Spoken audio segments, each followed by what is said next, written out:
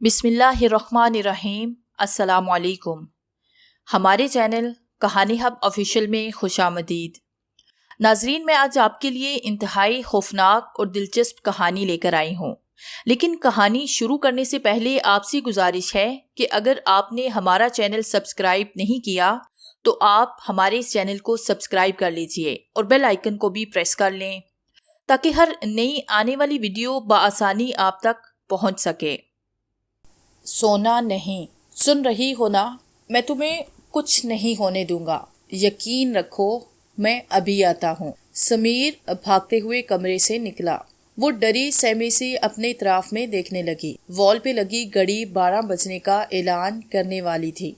उसकी नजर घड़ी पे पड़ी, उसकी हालत बिगड़ने लगी। वहीं आवाज उसकी समातों से टकराने लगी और वो बेबस होकर नींद की वादी में उतरने लगी। उसने खुद को एक घर के बाहर पाया। वो उस जगह को अच्छी तरह जानती थी। ये अलग बात थी कि वो यहाँ रहना और यहाँ आना जाना पसंद नहीं करती थी, मगर वो मजबूर थी। सारा घर जला हुआ था जिस घर के बाहर वो मौजूद थी। बाहर का मौसम भी अजीब था। हर चीज कहर आलूद नजर आते हुए भयानक लग रही थी। खौफ के साए मंडला रहे थे। अंधेरा फैल रहा था। घबराकर उसने अपनी तरफ में देखते हुए समीर को पुकारा। समीर! वो वापस आया तो अनम सो चुकी थी। वो घबरा के उसे जगाने लगा। अन्नू, अन्नू, आंखें खोलो, उठो अन्नू, होश में आओ। वो मुसलसल उसे झंझोड़ रहा था, मगर वो कहाँ उठने वाली थी। वो नीम मुर्दा सी बेड पे पड़ी थी। ये तुम्हारे पास आखिरी मौका है। अगर तुमने जरा सी भी गलती की तो तुम दोनों वहां से कभी नहीं निकल सकते। आमिर ने कहा। समझ गए ना? तुम वहां से कभी नहीं निकल सकते। देखो बेटा, घबराने की कोई बात नहीं। अपने डर पे काबू पा गए तो समझो कामयाब हो गए। ये खबीस रूह सिर्फ अपनी मौत का बदला लेना चाहती है, लेकिन ये भी कड़वा सा चेहरा कि वो बहुत ताकतवर है। बहरहाल खुदा की मदद शामिल खाल है। मेरी दुआएं तुम्हारे साथ हैं। आमिर ने उसकी हिम्मत बंधाई। ठीक है बाबा जी, मैं तैयार हूँ, समीर ने पक्का इरादा करते हुए कहा। आखिरी बार आमिर के बताए हुए तरीके पर गौर किया और मुट्ठी में दबाया सुर्ख धागा देखा। उसने आखिरी बार सोचा, मुझे ये करना होगा। आखिर को वो मेरी बहन है। जल्दी से सुर्ख धागा अन्नू की कलाई पे बांधना और दूसरा सिरा अपनी कलाई पे बांधना और बेड के किनारे सर टिकाते ही वो भी नींद की आगोश में चला गया। वो उसी घर के अंदर मौजूद था। उसे वैसे ही आवाज आ रही थी जिसका जिक्र अन्नम किया करती थी। वो फौरन जले हुए कमरे के दरवाजे के पीछे छुप गया। अन्नू, अन्नू, कहाँ हो अन्नू? उसके हाथ में वही चाकू था जो उसने उसकी माँ के पेट में उतारा था। वो उसे दीवार पे रगड़ता हुआ ढूंढ रहा था। चाकू के रगड़ने की आवाज अन्नू के कान के पर्दे फाड़ने लगी। दोनों हाथ कान पे रखे वो घुटनों के बल बैठी जब्त खो रही थी। अन्नू ने आहिस्ता से पुकारा, भैया कहाँ हो? क्या करूं, कहाँ तलाश करूं? वो सोचने लगा। नहीं, छिपना खल नहीं, मुझे मुकाबला करना होगा। चाकू दीवार पे रगड़ता वो पूरे घर में अन्नू को तलाश कर रहा था। दरवाजे की ऊट से जले हुए काट कबाड़ की आड़ में छुपकर सुमेरा उसे तलाश करने लगा। वो एक जगह खड़ा था। समीर एक लकड़ी के जले हुए बेंच के पीछे छुपकर उसे देख रहा था, जहां से उसके पैर नजर आ रहे थे। सटता पैर तक जो देखा तो डरकर उसने अपने मुंह पे मजबूती से हाथ रखा कि मुबादा चीख ना पड़े। वो पूरा जला हुआ था। स्याह चेहरा, उबली हुई आंखें जिनके गिर्द खाल गायब थी और ज्यादा उसे खौफनाक लग रही थी, उसे मतली आने लगी। बाजू पे पड़े आबड़े फट चुके थे। गला हुआ गोश्त साफ नजर आ रहा था। कई जगह जिस्म की खाल कटी फटी थी। समीर अपनी बिगड़ती हालत पे काबू पाने लगा। कैसे हो मेरे प्यारे बेटे? अच्छा हुआ तुम भी मिल गए। ये सब तुम्हारा ही तो किया धरा है। इससे पहले कि वो मुड़कर देखता, उसकी गर्दन उसके शिकंजे में थी। अभी अभी समीर ने उसके जले बाजू देखे। उन्हीं खातू से वो उसकी गर्दन दबोचेगा उसने सोचा नहीं था। तकलीफ और कराहियत की कैफियत से दो चार समीर उसकी गिरफ्त से निकलने की भरपूर कोशिश कर रहा था। वो उसे तड़पता देखकर जोर जोर से हंसने लगा। हंसी की आवाज सुनकर अन्नू को झटका लगा। इस मनहूस आवाज को वो पहचान गई थी। पहचानती भी कैसे ना, पूरा साल उसने अजियत बर्दाश्त की थी। वो इधर उधर उसे काट कुबार की ओर से खुद को हर मुमकिन तौर पर पोशीदा रखते हुए ढूंढने लगी। तुम लोगों ने मुझे जला डाला था ना, आज देखना मैं तुम्हारा हशर क्या करता हूँ। जले हुए शख्स ने समीर की आंखों में आंखें डालते हुए कहा, तुम्हारी बहन भी यहाँ है ना? समीर ने घबरा के मुंह फेर लिया। बुला बुला उसे। وہ اپنی جلی ہوئی آنکھوں کو پھیلائے دھارتے ہوئے بولا، انو تم خود چلی آؤ ورنہ میں اس کے ٹکڑے کر دوں گا۔ کہتے ہوئے وہ آکٹو کا پیچھا کرنے لگا۔ سمیر بھی گھبرا گیا کہ دھمکی پر انو خود کو کہیں اس کے حوالے نہ کر دے۔ سن رہی ہو انو؟ اب اس نے لہجہ دھیما کرتے ہوئے پھٹے ہونٹوں پر مسکان سجا کے کہا، انو میری پیاری بچی، میرے پاس آ۔ انو نے اپنے بھائی کو اس کی گرفت میں دیکھا تو سر تپا لرز گئی۔ وہ جلے ہوئے دروازے کے پیچھے منہ پہ ہاتھ رکھ کے سسکنے لگی۔ بابا چھوڑ دو مجھے، آپ ایسا کیوں کر رہے ہیں؟ بیٹی ہوں میں آپ کی۔ وہ اس کی کلائی مضبوطی سے پکڑے کمرے کی طرف لے کر جا رہا تھا اور انو گھسیٹتی ہوئی اس کی گرفت سے نکلنے کی ناکام کوشش کر رہی تھی۔ اس نے کمرے تک لا کر اسے کھڑا کیا۔ چپ، ایک دم چپ۔ تیری ماں کام کرتی ہے، تیرا بھائی بھی کام کرتا ہے، تو کیوں مفت کی روٹیاں توڑ رہی ہے؟ آج سے تو بھی کام کرے گی۔ انو اس کا مطلب سمجھتے ہوئے بند دروازے کو دیکھ کر دہل گئی۔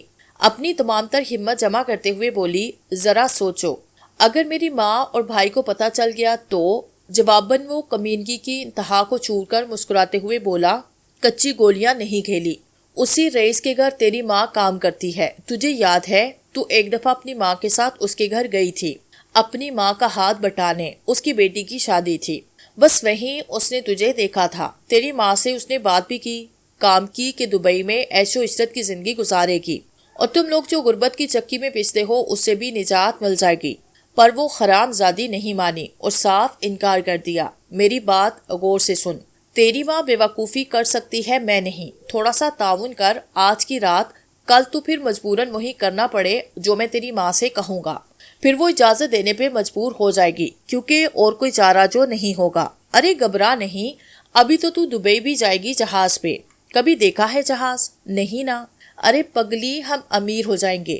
ایک لمحے کو وہ آنے والے دنوں کا خواب دیکھنے لگا۔ انو نے ہاتھ جھٹکا تو ہوش میں آیا، آنکھیں پھاڑی، کیا دیکھ رہی ہے؟ آج رات تیری ماں گھر نہیں آئے گی اور نہ ہی سمیر، اس لیے میں جو کہتا ہوں وہ کرتی جا۔ دیکھو انم، ہم کب تک غربت کی چکی میں پستے رہیں گے؟ اس رئیس کا دبئی میں بہت بڑا کاروبار ہے، وہ کیا کہتے ہیں، ماڈلز۔ ہاں، وہ ماڈلز لے کر جاتا ہے دبئی، وہاں بڑے بڑے ہالوں میں تقریبات منعقد کی جاتی ہیں اور خوبصورت لڑکیوں کو نوکری بھی دی جاتی ہے، اور تو ہے ہی اتنی خوبصورت، ہے نا؟ بس آج تو اسے قابو کر لے، بس پھر دیکھ کیسے وارے نیارے ہوتے ہیں۔ انم اس کی باتیں سن کر دنگ رہ گئی۔ تم جیسا گھٹیا شخص تو کہیں نہیں ہوگا، تو باپ کہلانے کے لائق نہیں، بےغیرت شخص ہے تو۔ ارے بہت بول رہی ہے تو، کینچی کی طرح چلتی زبان کاٹو کیا تیری؟ زبان بکواس کی تو ہڈی پسلی توڑ دوں گا، سمجھی؟ چل۔ وہ اسے کھینچتا ہوا کمرے میں لے آیا۔ سامنے ایک شخص ٹیبل پہ پڑی شراب کی بوتل اٹھا رہا تھا۔ اسے دیکھ کر بوتل وہیں رکھی اس کے سراپے پہ نظر ڈالتے ہوئے بولا، کوئلے کی کان میں ہیرا، وارے اوپر والے تیرے کشمے۔ وہ اسے چھوڑ کر جانے کے لیے پلٹا تو انم نے اس کے سامنے ہاتھ جوڑ دیے۔ بابا، مجھے اس درندے کے سامنے مت ڈال، رحم کر۔ وہ شخص تیزی سے اٹھا، اس کا ہاتھ پکڑتے ہوئے انم کے باپ کو جانے کا اشارہ کیا اور وہ تیزی سے کمرے سے نکل گیا۔ اس شخص نے کمرے کا دروازہ بند کیا اور ناپاک نظروں سے انو کو دیکھا۔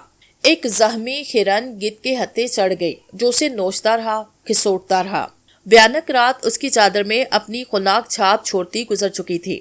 وہ ابتر حالت میں بے ہوش پڑی تھی۔ پاس کی شراب کی وہ بوتل خالی گری پڑی تھی جو زبردستی اس کے حلق میں انڈیلی گئی تھی۔ دور سے آوازیں آ رہی تھی مگر وہ سمجھ نہیں پا رہی تھی۔ جب اس نے آنکھیں کھولی تو اس کی ماں اسے جھنجھوڑتی ہوئی پکار رہی تھی۔ خود پہ گزری قیامت کا ایک ایک پل ماں کو بتاتی روتی بلکتی رہی۔ اس کی ماں سکتے کے عالم میں بیٹھی اسے دیکھ رہی تھی۔ اس کے وہم و گمان میں بھی نہیں تھا باتی خان اس حد تک گدر جائے گا۔ وہ تو پہلے ہی اسے نا امید ہو چکی تھی۔ بچوں اور اپنا مضبوط سہارا سمجھنے کی غلطی اتنی بھاری پڑے گی، اسے اس خوش فہمی میں ناقابل تلافی نقصان اٹھایا۔ مگر اب طوفان گزر چکا تھا جو اپنے ساتھ سب کچھ نیست و نابود کر گیا تھا۔ میں بے عزت ہو گئی ماں۔ وہ روتے ہوئے اپنے جسم کو، اپنے بالوں کو، اپنے منہ کو نوچتی رہی۔ سمیر گھر میں داخل ہوا تو انو کی چیخیں سن کر حیران ہوا، تیز تیز قدموں سے چلتا ہوا کمرے کی طرف بھاگا۔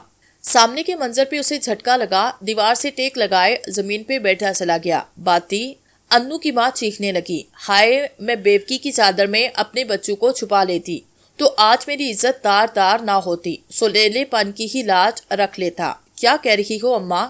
سمیر نے چونک کر ماں کو دیکھا، چلتے ہوئے بے حال ہوتی ماں کو تھام لیا۔ سمیر، میری بچی کو کھا گیا وہ، میری بیٹی کا سودا کر دیا بدحسلت نے۔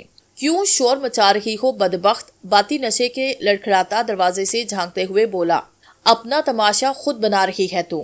شمیم غصے میں اٹھی باتی کو گریبان سے پکڑ کر جھنجھوڑتے ہوئے بولی، تیرے پیٹ کی جہنم بھرنے کو ہم دونوں کافی نہیں تھے جو تو نے میری معصوم بچی کو بھی دہکتی بٹی میں جھونک دیا۔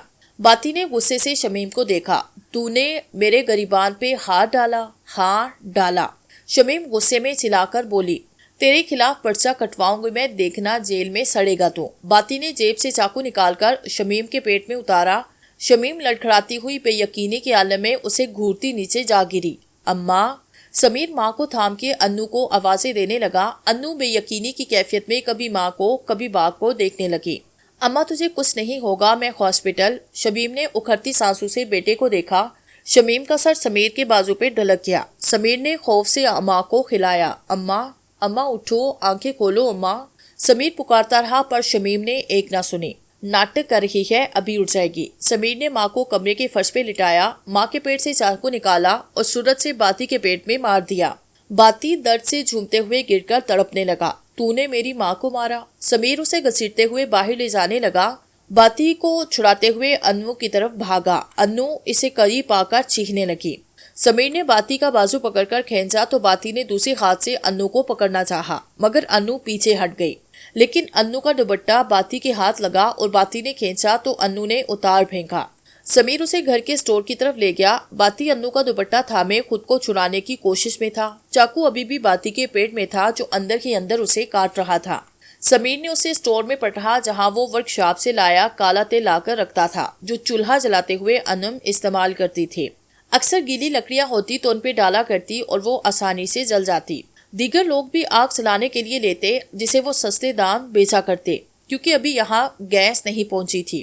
بارشوں میں سوکھی لکڑی ملنا دشوار تھا۔ سمیر نے اسے فرش پہ پٹکتے ہوئے کہا، تیرا جرم بہت بڑا ہے اور میں اتنے ظرف کا مالک نہیں کہ تجھے معاف کر دوں۔ میری دنیا اجاڑ دی تو نے۔ انو بھی روتے ہوئے دروازے میں آن کھڑی ہوئی۔ سمیر نے ایک نظر اسے دیکھا اور تڑپتے ہوئے باتی کے پاس بیٹھا جو اب آخری سانسیں گن رہا تھا۔ ہماری عزت، ہماری غیرت پر وار تو کیا تو نے، ساتھ ہی ماں کو بھی موت کے گھاٹ اتارا، تو اب تیرے زندہ رہنے کا کیا جواز؟ سمیر نے باتی کے پیٹ میں گھونپے چاقو کو دیکھا۔ اس کے ہاتھ میں موجود انو کے دوپٹے سے چاقو کا دستہ صاف کیا۔ سمیر اٹھا، تیل کے ڈبے اٹھا کر باتی کے اوپر اور اس کے آس پاس گرانے لگا۔ مڑ کر انو کو دیکھا۔ انو نے اس کا اشارہ سمجھا مگر پھر بھی کھڑی باتی کو دیکھتی رہی۔ باتی نیم مردہ حالت میں دیکھ رہا تھا۔ سسکتے ہوئے انو کو مدد طلب نظروں سے دیکھنے لگا۔ انو کو خود پہ بیتی قیامت کا پل پل یاد آنے لگا۔ وہ وہاں سے چلی گئی۔ سمیر اسے تڑپتا دیکھتا رہا۔ انو پلٹی تو اس کے ہاتھ میں ماچس تھی جو اس نے سمیر کی طرف بڑھائی لیکن سمیر نے نہیں لی۔ انو نے سمیر کو دیکھتے ہوئے ماچس میں سے تیلی نکال کر آگ جلائی اور گرے ہوئے تیل پر پھینک دی تو تیل نے آگ پکڑی اور آگ تیزی سے پھیلتی چلی گئی۔ باتی نیما آنکھوں سے آگ دیکھ رہا تھا۔ اس کا ذہن تاریکی میں ڈوبا۔ سمیر انو کو لیے باہر آیا۔ دونوں سٹور کے دروازے سے باتی کو جلتا دے کر ماں کے پاس آئے جو انہیں چھوڑ کر ملک کے عدم کی راہی بن بیٹھی تھی۔ پولیس آئی، کارروائی شروع کر دی۔ سمیر نے پولیس کو بتایا کہ اس کا باپ شرابی تھا، اس کی ماں کو قتل کر کے گھر کو آگ لگائی جس میں وہ خود بھی جل مرا۔ پوسٹ مارٹم کی رپورٹ سے واضح تھا کہ باتی کو چاقو مارا گیا ہے مگر سمیر اور انم اپنے بیان پر ڈٹے رہے کہ باتی خان نے خودکشی کی۔ سمیر اور انو پولیس کی حراست میں 6 ماہ رہے مگر کچھ ثابت نہ ہوا۔ 6 ماہ کے بعد جیل سے رہائی شام کے وقت ہوئی اور اپنے گھر کے علاوہ رات گزارنے کا چارہ بھی نہیں تھا۔ یوں دونوں بہن بھائی گھر لوٹے، اپنے جلے گھر کے سامنے کھڑے سوچنے لگے رات تو یہیں بتانی پڑے گی۔ محلے داروں میں سے تو اس وقت کوئی دروازہ بھی نہیں کھولے گا۔ صبح استاد سے رہائش کا بندوبست کرنے کا کہتا ہوں۔ سمیر انو کا ہاتھ تھامے اندر داخل ہوا۔ انو گھبرائی سی سمیر کے ساتھ چلنے لگی۔ عجیب سا خوف اس کے جسم میں سرایت کر رہا تھا۔ رات کے 10 بج چکے تھے۔ چاند کی روشنی پورے گھر میں پھیلی تھی۔ چھتوں سے بے نیاز کمروں میں کہیں کہیں اندھیرا بکل مارے بیٹھا تھا۔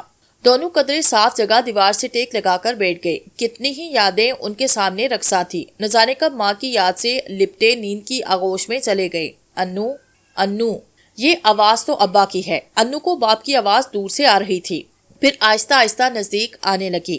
آواز کے ساتھ ساتھ کسی چیز کے کھرچنے کی آواز زیادہ آنے لگی۔ اس نے گھبرا کے اپنے آس پاس دیکھا، وہ وہیں کھڑی تھی جہاں اس نے ابا کو جلایا تھا۔ گھبرا کے باہر نکلنا چاہا مگر دروازہ نہیں نظر آیا۔ وہ ادھر ادھر بھاگتی دیواروں سے ٹکرانے لگی۔ انو انو کہاں بھاگ رہی ہو؟ حباست سے مسکراتا باپ ایک جگہ کھڑا انو کو دیکھ رہا تھا۔ انو نے چاند کی روشنی میں ابا کو دیکھا۔ اس کا سیاہ وجود مکمل طور پہ جل چکا تھا، کہیں کہیں تو کھال لٹک رہی تھی۔ اس نے خوف سے آنکھیں بند کی، مکمل خاموشی چھا گئی۔ انو نے آنکھیں کھولی تو سامنے ابا کی ابلی آنکھیں دیکھ کر چیخ پڑی۔ گرتے پڑتے جو دروازہ دیکھا تو بھاگ کر باہر نکلی۔ ابا کی ہنسی اس نے اپنے پیچھے سے سنے۔ بھیا بھیا بچا لے، انم اسے پکارتی رہی مگر سمیر سویا رہا۔ باتی ہنستا ہوا آیا اور پھر سے اسے پکڑا۔ انم شور مچاتی رہی۔